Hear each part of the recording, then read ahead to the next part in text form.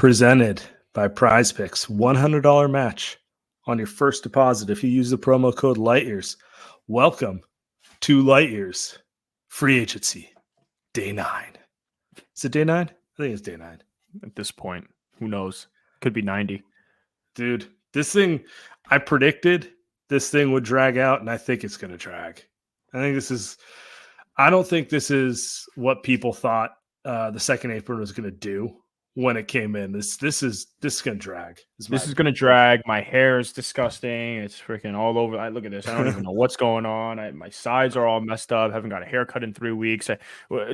Talk 3 weeks from now when free agency is still going on and we're still waiting for Larry Markkinen and Brandon Ingram and Zach LaVine. We're going to look even crazier. You might have a full I don't know how far your beard can go, Sam, but maybe don't shave it till free agency ends. Maybe let's do that. No, that's not happening. That's how long it's gonna go. That's gross. We don't need to see that. What was I gonna say? Yeah, man. It's feeling very MLB. Like we're gonna get to training camp and the stuff's gonna keep going, just like it did in the MLB. Yeah. The irony though is that CJ McCollum and Grant Williams were the two guys that were negotiating the CBA. And if they were free agents right now, they would be the ones affected because they are the role players that would get squeezed in this version of the NBA free agency. So they've already got paid, especially in CJ's case, but just my God, it's on one hand, I'm sitting here, and I know I sat here on the last 3 pods talking about Scotty Barnes and Franz Wagner making that. By the way, that contract, another disgusting one, making that amount of money. On the other hand, I'm kind of sitting here and saying, like, well, Colin Anderson's making $10 million, Buddy Hield's making $8 million, and the value of those guys is much more than that, right? You'd imagine versus kind of what Franz Wagner is getting. So it's interesting. It's maybe it's timing, right? That's kind of how it is, and youth and all that stuff. But Caleb Martin, 4 years, $8 a year. Yeah, that's just a good rotation wing right there. You know, yeah. I saw people laughing. I saw someone throw out like Moody might get 20. I'm like, Moody hits the free agency market. He's getting Caleb Martin money. You know, I don't know, maybe more, maybe less. Shafted in this one, huh? Yeah. Well, he's got another year to prove it, but I don't think he's signing an early extension. So it's well, I hope he doesn't sign one. That's not on this team with 18 guys on the Warriors. He won't even get to play. But kind of on that vein, yeah. Kind of on that vein, Windhorst said something interesting today. Let me play it. Let's react to it a little bit. So this is actually about Brandon Ingram, but it kind of ties to the overall picture. So let me discuss Brandon Ingram for a second. It's not that people don't think Brandon Ingram is a good player. It's not that people don't want to trade for Brandon Ingram. It's that he is a poster boy for the new reality in the NBA, which is you cannot have a max player not playing like a max player.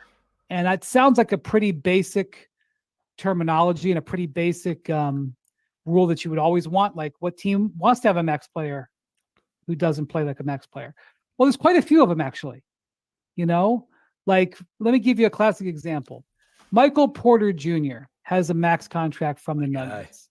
When the Nuggets gave him that contract, they knew he wasn't their first or second best player. They were comfortable with him being their third best player. And, you know, with hope that he would grow into it more, but like they gave him that contract knowing that. Andrew Wiggins, a few years before that, when they gave him that contract, they weren't sure he was ever going to be like a perennial all-star. But you know, it was like, okay, we're going to bet on him.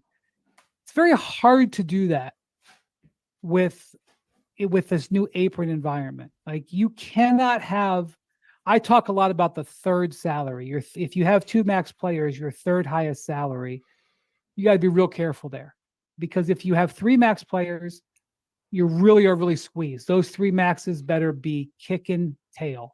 Like with where the 76ers are, Embiid, Maxey, and Paul George better be awesome. And, you know, with the way Ingram played this last year, and he was good 2 years ago, he was injured a lot. And that's the other thing. I'll point this out too, Lopez. Ingram has missed an average of 25 games. Well, I guess maybe it's not 25 because I'll pause it there. You got the general gist of it. It's an interesting point. I feel like he's getting at what we were talking about, which is maybe market correction. Maybe that's the term you want to use there. It feels so like baseball to me the entire way through, where it's like, oh, we like Matt Chapman. We want him, but we do not want him at the price that Scott Boras wants us to pay for him. So we're going to sit here until a week before the season starts until we get him at the price we want. Now, obviously, Ingram is not a free agent, but he has 1 year left on his contract, and everyone knows what he's looking for in free agency. So while he's a good player, no one wants to give them anything for him. And I think you could take that all the way down the line with basically every potential move that's out there right now. Everyone's kind of in a stare off, like, come on, man. I'm not going to give you that much for him. Not in this climate. This isn't 2019. We can't do this anymore. I think there's a little acclimation period for some of these players too, right? For them to like realize that, oh, this just isn't going to happen. You referenced Caleb Martin. It's a really good, young, in his prime, valuable basketball player. He's making like NFL money, basically, right? He would have got double this 5 years ago. Like if this was the 2019 market, someone's giving him 15, 18, something like that, right? Yeah, easily. I mean, they gave Duncan Robinson 18 a year. Well, that's kind of like what everyone was doing for good role players. Yeah. Now it's like 18. Here's 8 for you, buddy. So literally, here's 8 for you, buddy. Healed. Yeah. Maybe I think there's a reality period. From a meta perspective, how does this hurt the NBA? And I know we're going to get to how does this hurt or help the Warriors here in a second, but like, how does this impact the NBA on a broader scale?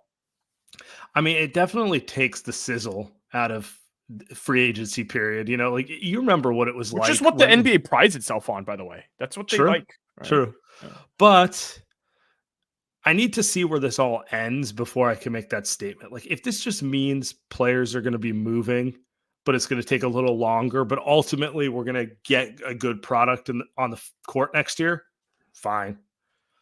If this leads to what I think it will lead to, which is the Pelicans opening the season with Brandon Ingram on the roster, wanting to trade him, but not wanting to give up the asset, or the Warriors opening the season with all this flexibility because the move they wanted to make was not there.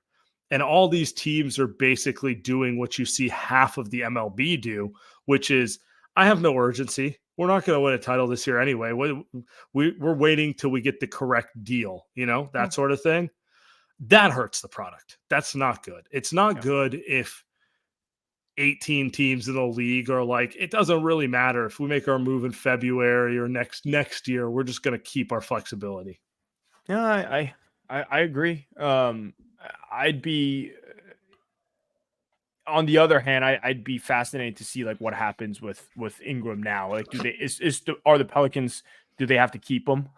Mm-hmm. I guess is that where this just ends up? Do they just have to keep him? Where's Zach LaVine going to go? Right. But on the other hand, also for the Warriors, I think maybe now specific to the Warriors, it's kind of cool that they get to have Kyle Anderson and Buddy Hield for Klay Thompson, which I think in a vacuum, if you can get Buddy Hield and Kyle Anderson for Klay Thompson, I think that makes you a better team. In 2025, probably 2020. Exactly. Right. So maybe it works out for all me. Here, how about this? And this, I think the answer is obvious. Is this better for teams or is this better for players? Teams. It doesn't affect guys like these younger, highly drafted kids, though, right? Franz Wagner's still getting his money. Kuminga, well, because no, Kuminga's not going to get paid like that. Franz was one of the best players on a team that made the playoffs. They're betting that he's going to take it to another level. If he does not take it to another level, he's going to be sitting in the situation that LaVine or Ingram is. Like, gotcha. I think the boat's out. Like, no one thinks Ingram's going to turn into a first option on a contender now, But you might have after year 4 when he was getting paid. You're like, I'm going to bet on him, that sort of thing.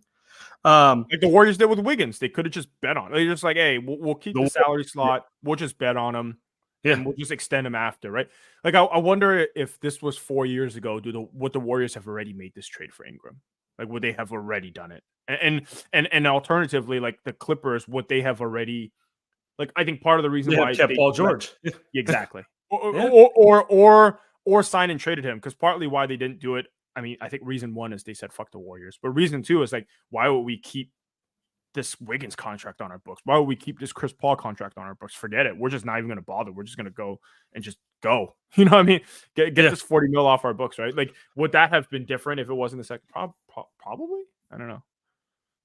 Yeah, no, that's kind of how I'm seeing it. And I think to tie it back to the Warriors with what really matters is we're 9 days into free agency here.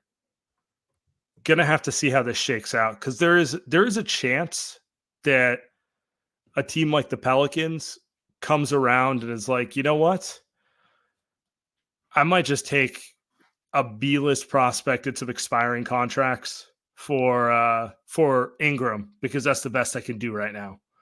Or there's a chance that this whole thing stretches out, you know? Like, we're waiting on Lowry marketing, we're waiting on all this stuff. I just think this is going to it's going to play out over the next, like, 2 months, honestly. It really is. And I think because, like, the Pelicans want to move Ingram, but no one's offering him anything they want. He's theoretically an interesting player for the Warriors, not the perfect fit, but sure, I'm intrigued, right? You got Levine in Chicago, who they're begging people to take, but no one wants his contract. At what point do they start attaching more stuff to him to get him off their books? And then you got like someone like Lowry Markkanen, who it's the opposite problem. Danny Ainge is like, I want to extract top value for him right now. And everyone's sitting here going like, man, I can't give you 50 picks for a guy who I'm going to have to give $45 million to next year. Exactly. Like, be serious. You do you want 3 picks, or do you want him to walk for free? You know, like that sort of thing.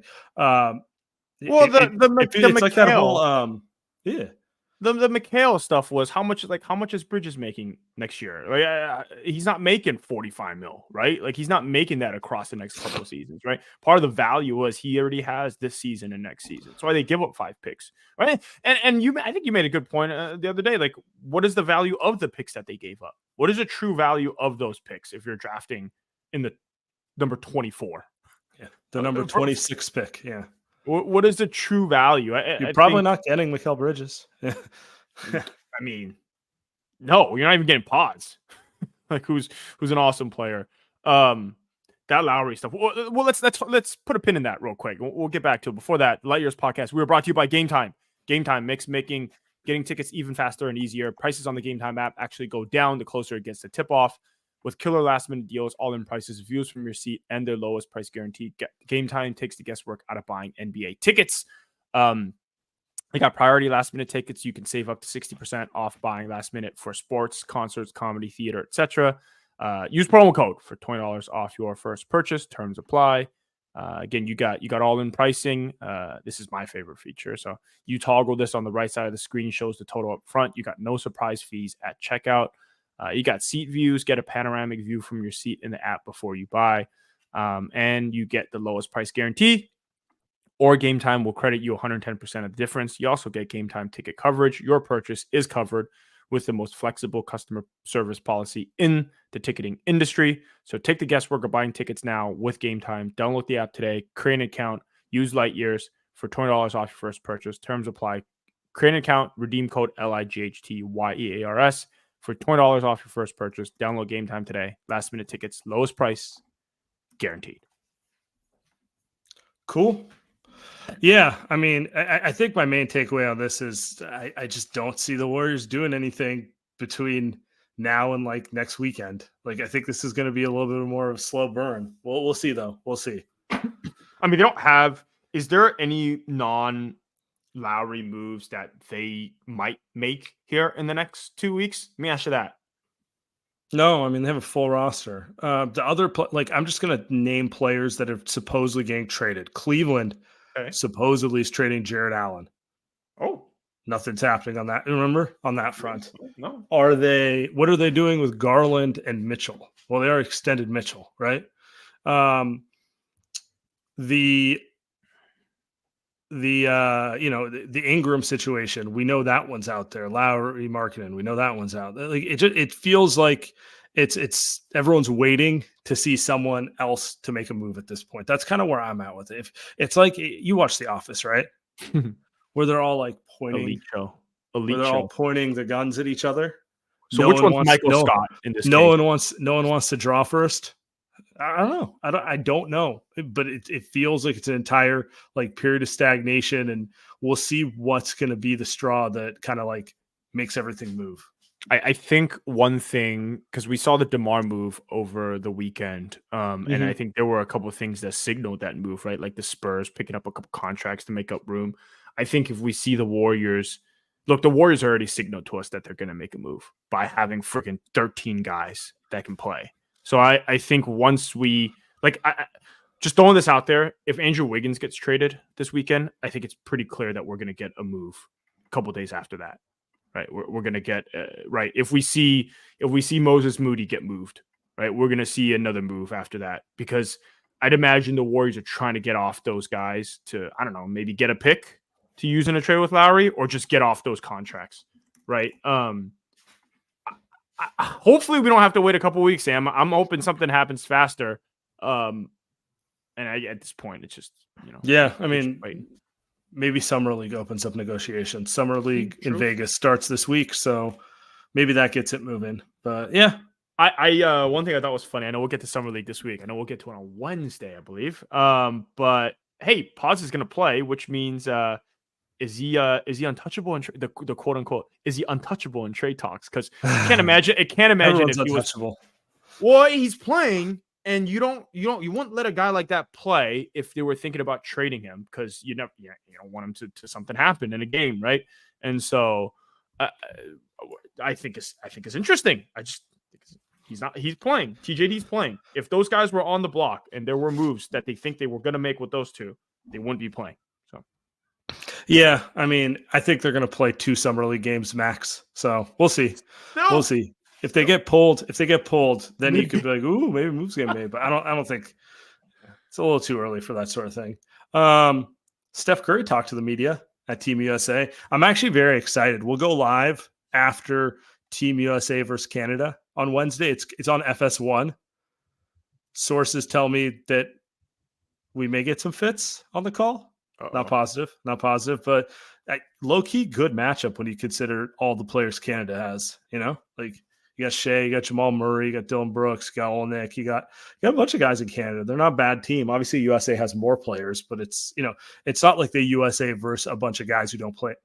All the Canada players play in the NBA, so be an interesting little game there. I don't know. Have you been watching the clips of like Team USA practices? All of it. I mean, this is going to be the last time that we're going to see this collection of talent together on the court on the same. I mean, ever, first and last time. So yeah, Sam, this is as good as it gets. They need this, and I think the time zones are going to. I know the game on Wednesday is going to be at T-Mobile Arena, but the time zones are going to work out. It's just good for the NBA, man. They're not playing at 3 a.m. They're not in Japan, right? These games are going to be at like 12 o'clock in the afternoon. Yeah, exactly. It's perfect. It's like Champions League games. We get them between like 11 and 2. Be nice. Yeah. Nice little lunch break. Be a good time. Everyone should watch those games on playback, by the way. Little plug. Steph. Did you see the clip that he can't spin a ball? Do you buy that? Blew my mind. I don't. You don't buy it? You think it's fake? I think he's trolling. I refuse to believe what? The most skilled player of all time, a guy who shoots the ball better than anyone and has an elite handle, can't do that. What do you think went into his thought process of saying that he can't do it? What do you think of this? If he really can't? He seemed pretty frustrated at the end of the video. He was like, "Oh, I'm pissed." Kind of threw the ball. Let's watch. I bet Steph's going to be spinning 2 balls on both hands in front of the camera before the preseason game, just to be like, "Gotcha all." Yeah. By the way, not Pods. I say LeBron also didn't know how to spin the ball. So it's funny because that one doesn't surprise me. He's got like this sheepish look on his face while he's trying to spin. It's like, geez, LeBron, you look so uncoordinated. I just two Meanwhile, best guys. like Drew Holiday looks like a Harlem Globetrotter out there. Really does by far the Yeah. best one, right? Drew Yeah. Holiday, incredible. Yeah. Kevin Durant, not surprising. Kevin Durant, not surprising. It's just somebody said it was like the Hoopers. The Hoopers all knew how to Yeah. hit it. This is I thought that was pretty funny. I'm calling BS on Steph. I just refuse to believe he can't do it. It's not. It's because it's a touch thing. It's not an athletic thing. It's like, oh, Steph can't do a like through the legs alley oop. I'd be like, yeah, well, he's 6'2". Sorry, like it's hard, right? But like the greatest shooter of all time doesn't have enough touch to spin a ball. Come on, not buying it. I think he's trolling us, and I think if I'm right, that will be hilarious. I never took Steph for a troll guy, but it would be pretty funny if he you see Skip Bayless out there on Monday morning being what? This is how you know next on Undisputed. A show is going downhill and they're searching for content when they're starting to discuss. Yeah. Yep. I mean, no comment about you and me right now. But. No, but no, he's doing it in a way that's like unironically this is a bad thing, right? And we kind of the history of Skip Bayless. It's just anyway. I it would not surprise me if he didn't know how to do it. It really wouldn't. He's got to be bad at something. He can't do everything well. Yeah, I bet he's like a bad cover corner. A little slow laterally, a little slow backpedaling, like anything that has to do with touch, golf, shooting a basketball. I bet he could throw a baseball, like all that stuff. Like, I think he's phenomenal at it. He'd be a pretty good quarterback. I think Steph would be pretty good quarterback. He'd be pretty crazy, but he'd be a pretty good quarterback. Might get hurt a lot. Yes. As are all basketball players that want to play football. All right, what do we got? He also did an interview. I'm going to play a couple clips from it because I think it's interesting. He's talking about Klay here. No, I'm not having Klay, man. It still hasn't really sunk in. Just because you've been doing it for 13 years together. And, Coach made a joke. He's like, sometimes you can't really find Klay in the off seasons and you don't really hear from him as much. And then he shows up at training camp ready to go. I kind of have this idea that, October he'll still like, hey guys, what's up? Like, but I know it's not happening. So that'll sink in a little bit. Yeah, I mean, it's still weird. I think it's weird. It'll be weird for me when like he's officially on a different team and he's not on the Warriors. Like, I know it's that, but not seeing it, I can't imagine how much weirder it is for him and Draymond, who just are used to that being every September, October, here comes Klay. I got a feeling that Steph knew this was coming the whole way. Yeah, the whole season. I know there's been articles that's been written about kind of like Klay calling Steph, and I think all that's for show. That's my take, right? All that's kind of for show. I think Steph knew the whole way. I think Steph probably did his best to try to say like, hey, what if we got you this? What if we got you that? But I think my take that I've been kind of sitting on for a while is like, man, not only was Klay always going to leave, I think they needed to move away from each other, Klay and the Warriors. Not Klay and Steph, but Klay and the Warriors, I think. And I think Steph knows that. I think my point is Steph is smart enough, I think, as we all know, is smart enough to realize like there's really nothing that he could have done. Like, this is just the way it was always going to go down. And he's sad about it. I just think Steph probably processed it way long ago. And he wasn't shocked. Yeah, no, I got you. Yeah. Same with Draymond, it felt like too. I mean, those two, right? Those are the two most important guys. It felt like Draymond kind of knew it was coming too. It does appear that way. I mean, I think we all saw it all year. You just didn't want to necessarily buy it. Right. Like the entire time, you just kind of wanted to believe that, oh, well, he's going through a bad spell, but whatever, it'll be fine, right? I think that's kind of where we're at. I know that some people are upset. Some people are blaming ownership, management, whatever you want to blame it. I kind of think it was always headed this way. Yeah. I'm kind of with you. It was headed this way when he got hurt twice, right? Yeah. There's no other way about it. Yeah. Steph also, this was the juiciest quote. This was by far the juiciest quote. And if you guys get a chance, you should check out Vincent Goodwill's article over at Yahoo. He goes, I can clearly say I want to be a Warrior for life. But like you said, life, and especially life in the NBA, it's a wild environment and things change quickly. Is Steph threatening to leave the Warriors, Andy? Is that what's going on here? Is he saying, get me Ingram by Labor Day or I'm out? Oh, Trade demand coming? Oh boy. Sorry. The idea that he'd be like, you didn't get me Ingram, I'm out. It's like kind of hilarious. Yeah. Like of all, this is the one. But no. I think you get him Ingram. Steph might ask out because of that. Actually, by the end of next season, it feels like a clickbaity title. Say, I'll be honest, it feels a little clickbaity because everything we know about Steph is, I think there is a 99.9% chance that he finishes his career with the Warriors. And I think a lot of people, you can argue whether that's a good thing for him, for the prospect of winning a championship. But if he were going to move away and try to win a championship now, he'd ask out right now, not at the end of his contract. Like he would just do what KD has done, any star has done. He would have signed a 1-and-1 or whatever it was before. Like if he had any inkling on wanting to move out, because by the time his contract is going to end, he's going to be older. And there's no, like, his time is right now, which is why we sit here and we talk about Lowry every single day. It's because 2 years from now, like he might, that might be it in terms of like, how good is he? Is he going to be good enough to win a championship as the lead guy? And so, yeah, I think it's BS. And does he want to be like a third option on the freaking Lakers? I don't think so. What does that mean to him versus finishing out his career on a 45-win team with the Warriors? I think that latter scenario was probably more meaningful to him.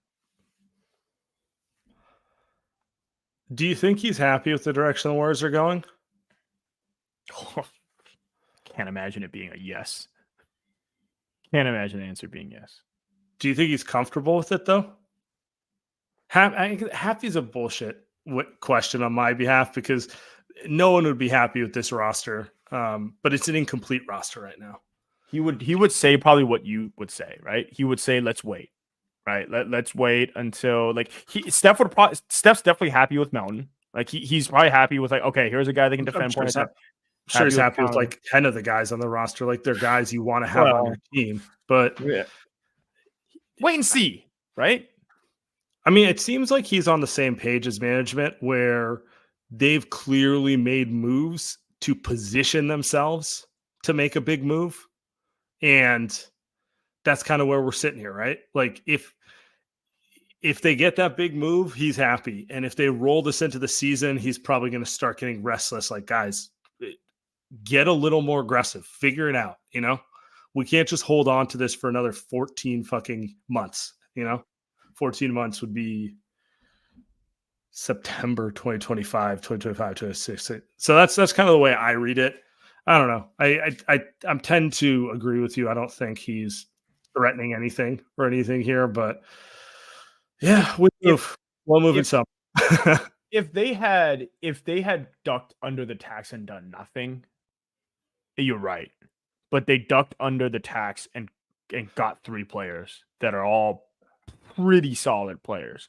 It's also like very clear that they didn't give up picks to go get like a marginal starting center. They're like, we want to put it all on the table for Paul George. We want to put it all on the table for Lowry Markkanen. Now, at some point, your patience runs out. When you're Steph, you're like, dude, you can't just keep selling me. You tried.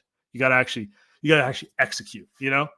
But they are positioning themselves to be the buyer the next time one of those guys comes available. Well, I wonder then, and maybe we'll leave it off here as kind of the cliffhanger, then I wonder if it comes down to it and the Warriors are haggling with Danny Ainge and it comes down to the final pick and pick swap and both have to be unprotected or whatever. And the Warriors really don't want to do it. And Steph is just saying, yeah, okay. Well, don't do Lowry. And then what? And then where am I going to be when the contract comes up? Yeah, are you getting KD? Or what's the move? You know, exactly. Right? Are you gonna get me Ingram? Because we're not doing that. And the thing is, the Warriors don't want Ingram. They don't want to pay him either, right? So it really does feel like Lowry or bust. And so maybe Steph's the guy that's going to push him over the edge, just saying, "Hey, those picks, I'm going to be gone. I know you're petrified, but." Well, it doesn't seem like anything's happening on that front, which is why it gets back to the first point, which is why it's like, look, man, it's July 8th. This is annoying, but it's all one big holding pattern. Like, this gets much more interesting when Lauri Markkanen does not sign an extension on August 6th. Or we hear movement that, the Warriors just made a trade to get an extra pick to add to the package. Right now, it just feels like everyone's, I don't want to say in a holding pattern, but kind of just like circling, figuring out where the move is. Because, the truth of the matter is, getting a Lauri Markkanen move done on July 9th versus July 31st doesn't make a fucking bit of a difference, Now, getting it done in the offseason versus at the trade deadline actually makes a big difference. But, it feels like everything's moving slower. So here we are. He seems pretty relaxed about it. Or at least Steph has the excuse of just talking about, I'm focused on the Olympics. I'll worry about that later. I don't buy him at all, just to be clear. Absolutely. I know he's talking to Dunleavy and all that sort of stuff, but it's a comfortable excuse, right? Yeah. Well, we'll be back Wednesday to discuss more Lauri Markkanen.